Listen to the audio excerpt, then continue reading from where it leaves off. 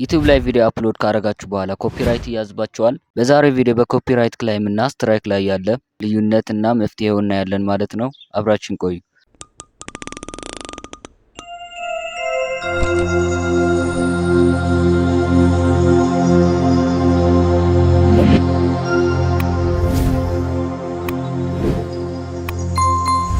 በመጀመሪያ የምናየው ኮፒራይት ክላይም እና ስትራይክ ልዩነታቸውን ነው።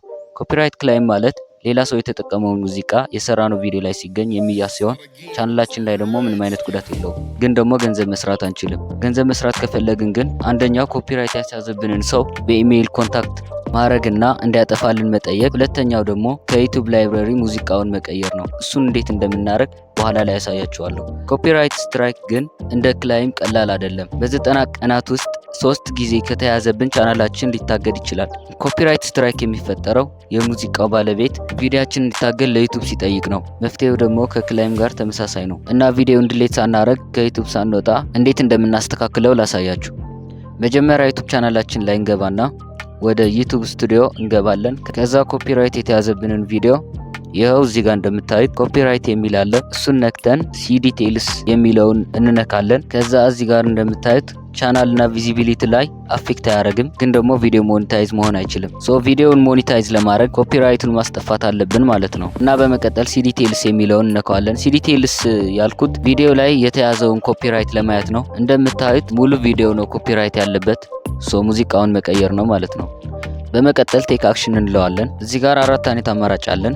እርስ ሶንግ፣ ሪፕሌስ ሶንግ፣ ትሪም አውት እና ዲስፑት ናቸው። እርስ ሶንግ ኮፒራይት የተያዘባችሁን ሳውንድ ብቻ በማስጠፋት ድምጻችሁን ያቆይላቸዋል። ሪፕሌስ ደግሞ ከዩቲዩብ ላይብረሪ ሳውንድ መቀየር እንችላለን። ወደ ትሪም አውት ስንመጣ ኮፒራይት የተያዘውን ፓርት ቪዲዮውም ሙዚቃውም ትሪም ያደርግላቸዋል ማለት ነው። አራተኛው ደግሞ ዩቲዩብ ተሳስቶ ነው ኮፒራይት የያዘብኝ ብላችሁ የምታስቡ ከሆነና እርግጠኛ ከሆናችሁ እሱን ትጠቀማላችሁ ማለት ነው። እርግጠኛ ካልሆናችሁ ግን እሱን ባትጠቀሙት የተሻለ ነው። ቪዲዮ የእናንተ ቢሆንም የተጠቀማችሁት ሙዚክ ሌላ ሰው ቀድማችሁ ሊሆን ስለሚችል እሱን ባትጠቀሙ ትላለሁ። እኔ አሁን የማደርገው ሪፕሌስ ሶንግ ነው፣ ምክንያቱም ሙሉ ቪዲዮ ስለሆነ የተያዘብኝ እሱን ነው የማደርገው እና ሪፕሌስ ሶንግ ለዋለሁ። ከዛ ኮንቲኒው።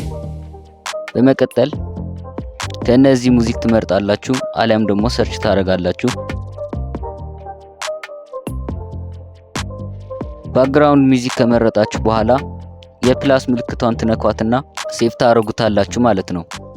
በመቀጠል ኮንፊርም ቼንጅስ እንለዋለን። ከዛ 4 ሚኒት ይላል። 4 ደቂቃ እንጠብቀዋለን ማለት ነው። ከጨረሰ በኋላ ቼክስ ኮምፕሊት ኖ ኢሹስ ፋውንድ ብሎኛል። በመቀጠል ኔክስት ብላችሁ አፕሎድ ማድረግ ማለት ነው። እና ልክ እንደዚህ ያደረጋችሁ ከኮፒራይት ነፃ የሆነ ቪዲዮ ዩቲዩብ ላይ አፕሎድ ማድረግ ትችላላችሁ ማለት ነው። የዛሬው ቪዲዮ ይህንን ይመስል ነበረ። በሌላ ቪዲዮ እስከምንገናኝ ድረስ ቻው።